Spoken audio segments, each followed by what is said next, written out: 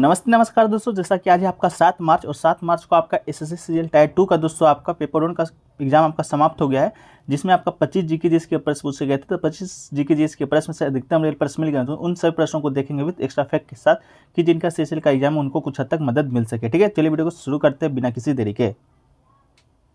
तो दोस्तों आज का जो हमारा पहला प्रश्न है वह है आपका यूनिफॉर्म सिविल कोड से, यानी कि समान नागरिक संहिता आपका किस अनुच्छेद से संबंधित है। तो इसका राइट आंसर दोस्तों आपका अनुच्छेद 44 हो जाएगा, जो कि आपके ऑप्शन में दिया गया था।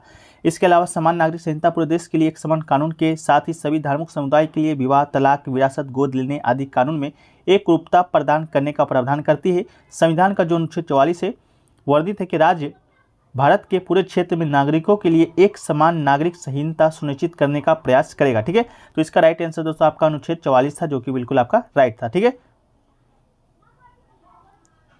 दोस्तों, इससे पहले आपको बता दें होली हंगामा सेल के बारे में, जो कि दोस्तों आपका टेक्स्ट बुक प्लेटफॉर्म पर आपका आया है, जो कि आपका 7 से 8 मार्च के बीच चलेगा। जो दोस्तों आप लोग को मालूम होगा होली अभी चल रहा है, तो होली हंगामा सेल भी आपका आ गया है, जिसमें दोस्तों आपका 1 साल के पैसे में 18 मंथ का जो पास है आपका अनलॉक हो जाएगा। तो जो भी लेना चाहते हैं डिस्क्रिप्शन में लिंक दिया गया, आप लोग जाकर वहाँ से ले सकते हैं। इसके साथ ही साथ इसमें आपका 200 जो आपका 399 का जो पास होता है मात्र 299 में मिलेगा। इसके साथ ही हमारा कूपन कोड आप यूज करते हैं APG, तो ये पास 10% एक्स्ट्रा ऑफ के साथ मात्र 269 रुपये में आप सभी के लिए उपलब्ध हो जाएगा। जैसा कि आप लोग को मालूम होगा टेक्स्ट बुक पर आपका मॉक टेस्ट आने वाले एग्जामों का, जैसे कि 18 महीने के अंदर जितने भी एग्जाम आएंगे उसका आप मॉक टेस्ट लगा सकते हैं। साथ ही साथ प्रीवियस क्वेश्चन को भी आप देख सकते हैं, जैसे कि CSL का एग्जाम आने वाला है, MTS का आने वाला है, कल ही आपका SSC फेज 10 का भी नोटिफिकेशन आपका आया है। तो जो लोग लाभ उठाना चाहते हैं होली के मौके पर, तो आप लोग डिस्क्रिप्शन में लिंक दिया है, आप लोग जाकर लाभ उठा सकते हैं। हमारा कूपन कोड APG जरूर यूज कीजिएगा। 6 महीने का एक्स्ट्रा वैलिडिटी मिलने वाला है। 9 मार्च से आपका जो पास है इसका दाम है वो फिर से आपका बढ़ जाएगा। ठीक है, चलिए वीडियो में आगे बढ़ते हैं। तो दोस्तों अगला जो प्रश्न आपका पूछा गया था वो पूछा गया है कि बलबन की उपाधि किसने धारण किया था। ठीक है, यानी कि बलबन का वास्तविक नाम आपसे पूछा गया था, जिसमें ऑप्शन में आपका उल्गू खां, जैद खां, फरीद खान दिया गया था। तो दोस्तों आपको बता दें the what during all this time the true power behind the throne was Ulugh Khan who afterwards, ठीक है, who afterwards become sultan Balban. ठीक है, तो इसका राइट आंसर दोस्तों आपका उल्गू खां, इसका राइट आंसर आपका हो जाएगा। ठीक है, इसके अलावा बलबन की बात करेंगे तो बलबन ने दोस्तों आपका सत्ता पर बैठने के बाद आपका जिले हिलाई का उपाधि धारण किया था। लेकिन आपसे पूछा गया था बलबन की उपाधि किसने धारण किया था, तो उल्गू खां उसका राइट आंसर हो जाएगा। इसके अलावा गयासुद्दीन बलबन का वास्तविक नाम की बात करेंगे तो बहाउद्दीन था।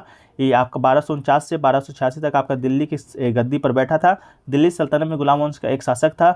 उसने सन 1265 से 1287 तक राज किया था। बलबन को गयासुद्दीन के नाम से भी जाना जाता है। ठीक है, तो आपका इसका राइट आंसर हो जाएगा उल्गू खां। ठीक है, एक क्वेश्चन देखिए पूछा गया था राज के वकील को दोस्तों आपको पूछा गया था कौन है जो कि नियुक्त करता है। तो राज्यपाल राज के अधिवक्ता को दोस्तों आपका नियुक्त करता है, तो इसका राइट आंसर आपका राज्यपाल हो जाएगा। एडवोकेट जनरल ऑफ स्टेट, ठीक है, की नियुक्ति राज्यपाल करता है, जो कि राज्यपाल की प्रकाश करता है, राज्यपाल के द्वारा ही निर्धारित मुआवजे को प्राप्त करता है। ठीक है, तो जैसा प्रकार आपका महाधिवक्ता आपका कहाँ राज्य में होता है, एक दोस्तों आपका केंद्र में भी होता है, जो कि दोस्तों अटॉर्नी जनरल के रूप में जाना जाता है। तो उसको राष्ट्रपति नियुक्त करते हैं केंद्र वाले को, और राज्य वाले को आपके राज्यपाल नियुक्त करते हैं। ठीक है, तो इसका राइट आंसर आपका राज्यपाल हो जाएगा। ठीक है, अगला क्वेश्चन देखिए पूछा गया था आपका कि उत्तर भारत में जो सर्दी होता है वो आपका क्यों होता है। ऑप्शन थोड़ा सा लेंदी दिया गया था, फिर भी हम लोग देख लेते हैं। उत्तर भारत के इलाके में कड़ाके की जो ठंड पड़ने की एक अहम वजह है वो दोस्तों आपका पश्चिमी विक्षोभ है। ठीक है, तो पश्चिमी विक्षोभ से जो आपका ऑप्शन होगा वो आपका राइट आंसर हो जाएगा। पश्चिमी विक्षोभ की वजह से उत्तर भारत को इलाकों में ठंडी हवाएं आती हैं, जिन्हें आमतौर पर लोग शीतलहर कहते हैं।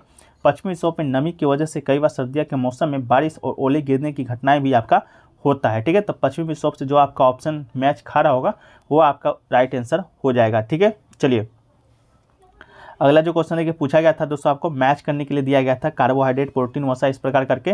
तो स्रोत दिया गया था, तो कार्बोहाइड्रेट का जो मैचिंग हो जाएगा वो आपका ग्लूकोज से आपका मैच खाता है, तो कार्बोहाइड्रेट का ग्लूकोज से आपका मैच राइट आंसर हो जाएगा। इसके अलावा कार्बोहाइड्रेट की स्रोत की बात करेंगे तो ब्रेड में, बीन्स में, साबुत में, अनाज में, मक्का में, आलू में, डेयरी में उत्पाद में कार्बोहाइड्रेट के कुछ बेहतरीन स्रोत हैं। इसके अलावा ग्लूकोज या दाल छकरा सबसे सरल कार्बोहाइड्रेट है। ठीक है, तो इसका कार्बोहाइड्रेट का आपका जो मैथ फ्लोइंग होगा वो आपका ग्लूकोज से हो जाएगा। ठीक है, इसके अलावा जो वसा का आपका था वसा का कोलेस्ट्रॉल से आपका ऑप्शन से हो जाएगा। तो दो मैंने आपको सही आंसर बता दिया है, तो दोनों से आप अपना अनुमान लगा लीजिएगा कौन आपका उत्तर जो कि सही है। इसके अलावा वसा के स्रोत की बात करेंगे तो बिनौला, अलसी, सरसों, मूंगफली, तिल, नारियल, बादाम, काजू आदि वसा में पाया जाता है। इसके अलावा मांस, मछली, अंडा यकृत व्यवसाय का ही साधन होता है। ठीक है, इसके अलावा एक ऑप्शन शायद आपका प्रोटीन दिया गया था, तो प्रोटीन का ऑप्शन मुझे मालूम नहीं चल पाया कि आपके पास ऑप्शन था। तो प्रोटीन के स्रोत में बात करेंगे, आपका शाकाहारी स्रोत में तो चना है, मटर है, मूंग है, मसूर है, उड़द है, सोयाबीन है, राजमा, लोबिया, गेहूं, मक्का, ये आपका प्रोटीन का शाकाहारी स्रोत है। मांसाहारी स्रोत की बात करेंगे तो मांस, मछली, अंडा, दूध एवं यकृत आपका प्रोटीन का मांसाहारी स्रोत है। ठीक है, तो कार्बोहाइड्रेट आपका ग्लूकोज और वसा का कोलेस्ट्रॉल, इसके अलावा प्रोटीन का आप लोग कमेंट सेक्शन में जो लोग बता दीजिएगा, जो लोग भी एग्जाम देकर अभी आ रहे हैं। ठीक है, एक क्वेश्चन देखिए पूछा गया था, भारत में नोटा का जो विकल्प है वो किस वर्ष से जो कि पेश किया गया था। ऑप्शन में 5, 10, 13, 14 दिया गया था। तो नन ऑफ द एबव यानी नोटा 2013 में एक विकल्प के रूप में प्रदान किया गया है। नन ऑफ द एबव विकल्प सीधे तौर पर मतदाता को किसी भी उम्मीदवार को मैदान में न चुनकर नकारात्मक राय व्यक्त करने का है जो कि अधिकार आपको देता है। हालांकि ऐसा लग सकता है कि नोटा लंबे समय से आसपास है, यह वास्तव में केवल 2013 में ही लागू हुआ था। ठीक है, तो इसका राइट आंसर 2013 हो जाएगा। इसके अलावा राज्यसभा चुनाव में नोटा का जो विकल्प है 2014 में आपको पेश किया गया था चुनाव आयोग के द्वारा। इसके अलावा पहली बार इसका जो इस्तेमाल है आपका राजस्थान, मध्य प्रदेश, छत्तीसगढ़, मिजोरम और दिल्ली में हुआ विधानसभा चुनाव के दौरान किया गया था। तो ये भी प्रश्न आपसे पूछ सकता है। ठीक है, एक क्वेश्चन है कि पूछा गया था 2011 में भारत की जो जनसंख्या है वो आपका कितना था। तो इसका राइट आंसर 1.21 बिलियन आपका इसका राइट आंसर था। मार्च 2011 तक भारत की जो जनसंख्या है 12,106 लाख था, जो कि विश्व की कुल जनसंख्या का 17.5% था। यह आपका 12.1 करोड़ लोग भारत के 32.8 लाख वर्ग किलोमीटर में आपका निवास कर रहे हैं, जो कि दोस्तों विश्व का स्थलीय भूभाग 2.4% है कि विशाल क्षेत्र पर असमान रूप से विस्तारित किए हुए हैं। मतलब कि आपका जो भारत का जो क्षेत्रफल है पूरे विश्व में वो मात्र आपका 2.4% ही है, लेकिन यहाँ पर जनसंख्या है विश्व का आपका 17.5% है जो कि निवास कर रहा है। ठीक है, तो आप देख सकते हैं कितना ज़्यादा आपका निवास कर रहा है। ऐसे जो भारत है जनसंख्या के मामले पर अभी तो दूसरा स्थान पर है, चीन अभी आपके पहले स्थान पर आपका है। तो बहुत जल्द ही भारत है जो कि आपका चीन को पछाड़ कर आपका भारत विश्व का सबसे एक जनसंख्या वाला जो देश है बन जाएगा। ठीक है, चलिए अगला जो क्वेश्चन देखिए पूछा गया था 103वां संविधान संशोधन से संबंधित आपका कथन से संबंधित प्रश्न पूछा गया था और बोला गया था इनमें से सही कथन को छांटना है। तो ठीक है, तो 103वां जो संविधान संशोधन आपको बता दें, भारत सरकार ने समान वर्ग के गरीबों को 10% आरक्षण दिया था, जिसे कि भारतीय संसद ने 8 और 9 जनवरी को 2019 को 124वें संवैधानिक संशोधन विधेयक को पारित किया था। 12 जनवरी 2019 को राष्ट्रपति ने इसे स्वीकृति है जो कि दे दिया था। इसके अलावा बेंच का भी आपका उसमें ऑप्शन दिया गया था। तो इनमें आपका 5 बेंच की जज ने गरीब श्रवणों के रक्षण के लिए सरकार के संवैधानिक संशोधन को वैध करार दिया है। हालांकि 3 जज ने गरीब श्रवण को 10% आरक्षण पर सहमति जताई है। ठीक है, तो 3 आपका ये भी आपके ऑप्शन में था, तभी हमने इसको पीडीएफ में शामिल किया है। जबकि 2 जज ने आरक्षण से असहमति जताई है, तो सहमति असहमति भी आपके ऑप्शन में पूछा गया था। इसके अलावा 103वें संविधान संशोधन की वैधता को सुप्रीम कोर्ट में कई बार चुनौती है जो कि दिया गया था। ठीक है, तो इसके अनुसार इससे जो आपको हमने आपको फैक्ट जो उपलब्ध कराया है उसके माध्यम से आप अपना राइट आंसर कर लीजिएगा, और जिनका आगे एग्जाम है वो अपना पूरा उसको डिटेल देखिएगा। एक क्वेश्चन देखिए पूछा गया था भारतीय कृषि के संदर्भ में बीवर, दहिया, पोंडू शब्द को क्या करना था, कुरवा था, उसको आपको मैच द फॉलोइंग यानी मैच मिलान करना था। तो भारत में जो खेती है इस यादी रूप से मध्य प्रदेश में वेवर या दहिया, तो दहिया वाला आपका मध्य प्रदेश मिलान हो जाएगा। इसके अलावा आंध्र प्रदेश में पोंडू या पेंदा, जो पोंडू है वो दोस्तों आपका आंध्र प्रदेश से सम्मिलित हो जाएगा।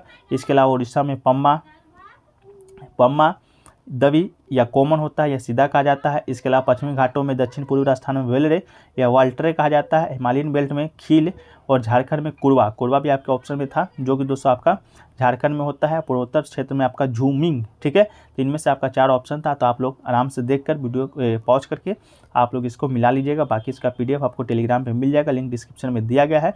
और जो लोग भी चैनल को अभी तक सब्सक्राइब नहीं किए हैं चैनल को सब्सक्राइब कर लीजिए और नोटिफिकेशन बिल को ऑल पे क्लिक कर लीजिए अगर आपको ये कंटेंट अच्छा लगा होगा तभी। ठीक है, चलिए एक क्वेश्चन है कि पूछा गया था एसडीजी का लक्ष्य से संबंधित कथन दिया गया था कि एसडीजी का लक्ष्य क्या है। तो सतत विकास लक्ष्य यानी कि एसडीजी या 200 इसे 2030 का एजेंडा भी कहा जाता है। यह आपका बेहतर स्वास्थ्य, गरीबी उन्मूलन और सबके लिए शांति और समृद्धि जीवन सुनिश्चित करने के लिए सभी से कार्रवाई का आह्वान करता है। एसडीजी को वैश्विक लक्ष्य के रूप में जाना जाता है। वर्ष 2015 में संयुक्त राष्ट्र के द्वारा इसे एक सार्वभौमिक आह्वान के रूप में अपनाया गया था। तो इसका जो एजेंडा है या लक्ष्य आपका बेहतर स्वास्थ्य, गरीबी उन्मूलन है, सबके लिए शांति और समृद्धि सभी सुरक्षित करने का आह्वान करता है एसडीजी। इसके अनुसार अपना देखिएगा, मिला लीजिएगा। ठीक है, एक क्वेश्चन देखिए आपसे पूछा गया था न्यूटन का यूनिट। ठीक है, ऑप्शन में शायद आपको छाटना बताना था कि कौन सा ऑप्शन आपका सही है, जिसमें आपका न्यूटन का जो यूनिट है आपका सही दिया गया था। तो न्यूटन का प्रयोग इन अर्थों में किया जाता है कि सर आइजैक न्यूटन का वैज्ञानिक नाम न्यूटन बल का मात्रक है। ठीक है। तो ऑप्शन में आपका न्यूटन का यूनिट दिया गया था, जो कि आपका इसका राइट आंसर था। इसके अलावा जिसे एन के रूप में है, जो कि व्यक्त है, हम लोग करते हैं, ठीक है। तो ये क्वेश्चन आपका पूछा गया था, ठीक है। इसके अलावा देखिए क्वेश्चन और पूछा गया था आपसे, देखिए कि सुप्रीम कोर्ट ने कौन सा सोशल मीडिया एक्ट को आपका एक केस को है जो कि खारिज किया है, जिसमें ऑप्शन में आपका ट्विटर था, फेसबुक था, इंस्टाग्राम दिया गया था। हालांकि ये क्वेश्चन का जो लैंग्वेज है सही तरीके से मिल नहीं पाया है, तो जो लोग भी एग्जाम देकर आ रहे हैं आप लोग जरूर बताइएगा, और जो भी क्वेश्चन छूट गए होंगे उसको आप लोग बता दीजिएगा। इसके अलावा देखिए बच्चों के द्वारा जो रिव्यू भेजा गया है CGL मेंस 2000 मेंस का, जो 7/3/2023 को एग्जाम हुआ है, उसमें आपका मैथ का जो पोर्शन है उनके द्वारा आपका वेरी इजी बताया गया है। एक जो क्वेश्चन था आपका प्रोबेबिलिटी का, जो कि आपका बहुत अच्छा खासा था। इसके अलावा जो और भी क्वेश्चन थे वो आपका इजी देखा गया है आज के मैथ का, ठीक है। इसके अलावा रीजनिंग की देखिए बात करेंगे तो रीजनिंग का जो पोर्शन था आपका इजी था। 2 क्वेश्चन आपका मॉडरेट था, स्टेटमेंट एजम्पशन टाइप का था। 2 डाटा इनफिशिएंसी का था। 1 क्वेश्चन आपका इक्वलिटी का था, जो कि इजी था। इसके अलावा नॉन वर्बल से आपका था 1 क्वेश्चन। इसके अलावा फिगर नॉन वर्बल का जो क्वेश्चन था आपका वो आपका मॉडरेट था। इसके अलावा वर्बल जो रीजनिंग था ओवरऑल आपका इजी दिया गया था। इसके अलावा इंग्लिश की बात करेंगे तो इजी का जो पोर्शन आपका जो प्रीवियस शिफ्ट है उससे आपका इजी पूछा गया था।